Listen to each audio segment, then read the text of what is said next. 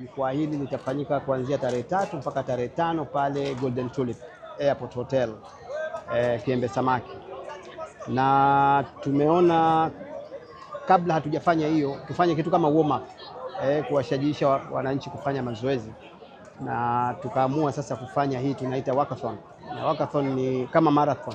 Marathon ni kwa kukimbia, walkathon ni ya kutembea kwa maana ya walking. Na tunashukuru sana mgeni rasmi Mheshimiwa Hemed Suleiman Abdullah ambaye ni makamu wetu wa pili wa rais wa Zanzibar, ndiye ambaye alituongoza katika shughuli hiyo, na kwa kweli imefana sana. Tumetembea karibu kilomita 5 na mwitiko wa watu mimi nimefurahi, ni mwingi sana, ni zaidi ya watu 1000 ambao wamekuja hapa. Kwa hiyo ni kuunga mkono kwanza jitihada hizi za Mheshimiwa Rais za kuhakikisha sasa uwekezaji unakuwa, na tumeona hakuna eneo zuri la kufanya swala hili kama huku Fumba. Kama tunavyoona Fumba sasa hivi imebadilika, majengo ni mengi sana, miradi ni mingi sana inakuja.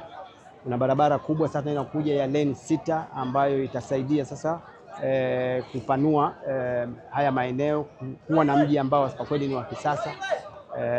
Kwa ufupi sisi tupo kuhakikisha kwamba yale ambayo anaelekeza Mheshimiwa Rais tunayafanya kwa bidii zote ili hii awamu ya 8 iache alama ya kipekee. Pengine kuna mtu angejiuliza kwa nini workshop hii imefanyika hapa kwa maeneo hapa. Pengine kwa nini mtu anajiuliza inafanyika? Maeneo huru ya uchumi ni maeneo ambayo yanasimamiwa na ZIPA na ni maeneo ambayo kwa kweli ni kigezo sasa hivi cha uwekezaji Zanzibar, na mtu yote ambaye atakuja huku sasa hivi ataona Zanzibar jinsi gani imebadilika. Kwa hiyo moja ni kuhakikisha kwamba tunaitangaza Fumba, lakini nia hasa ni kutangaza zaidi hili jukwaa ambalo linakuja hapo tarehe 3 mpaka tarehe 5. Fumba ni eneo ambalo kwa kweli uwekezaji wake ukiachana na miji ambayo ipo, kuna mji ule wa Baharesa unaitwa Fumba Uptown, lakini kuna mji ule wa CPS tunaita Fumba Town. Ni miji ambayo kwa kweli kwa sasa imekuwa na imekuwa ni kigezo kwa wawekezaji wengine kuja kuweka miradi kama hii ya real estate. Kwa hiyo sisi tumesema kwa nini Fumba, kwa sababu lipo pahala ambapo pana fursa nyingi sana za uwekezaji. Kwa hiyo kuitangaza Fumba peke yake ni kitu kikubwa, itawafanya sasa wawekezaji waweze kuja huko, lakini pia kuonyesha maendeleo ambayo yako hapa chini ya Mheshimiwa Rais Dr. Hussein Mwinyi. Maendeleo ni makubwa sana.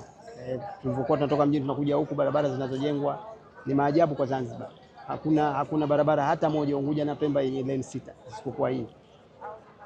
Pia kutakuwa na barabara nyingine inayotoka hapa Fumba kwenda Kisauni, pia itakuwa na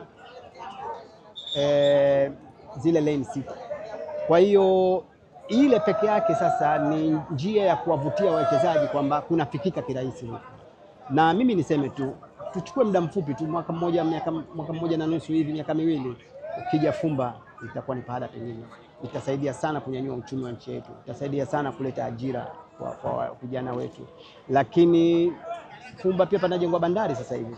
Kuna bandari ya mizigo, lakini kuna bandari ya abiria ambayo itachukua abiria kutoka hapa kwenda Dar es Salaam. Kwa hiyo Fumba itakuwa ni eneo sasa ambalo mwananchi anaweza akakaa hapa Unguja na akafanya kazi Dar es Salaam, kwa sababu usafiri kutoka Fumba kwa feri mpaka Dar es Salaam ni nusu saa tu. Mtu akitoka Taveta Suitageta kule koja mjini inachukua zaidi ya saa 1. Kwa hiyo anaweza kakaa Fumba akafanya kazi Dar es Salaam kirahisi. Kwa tunaifungua zaidi. Lile neno Fumba sasa litafumbuka. Asante. Hai.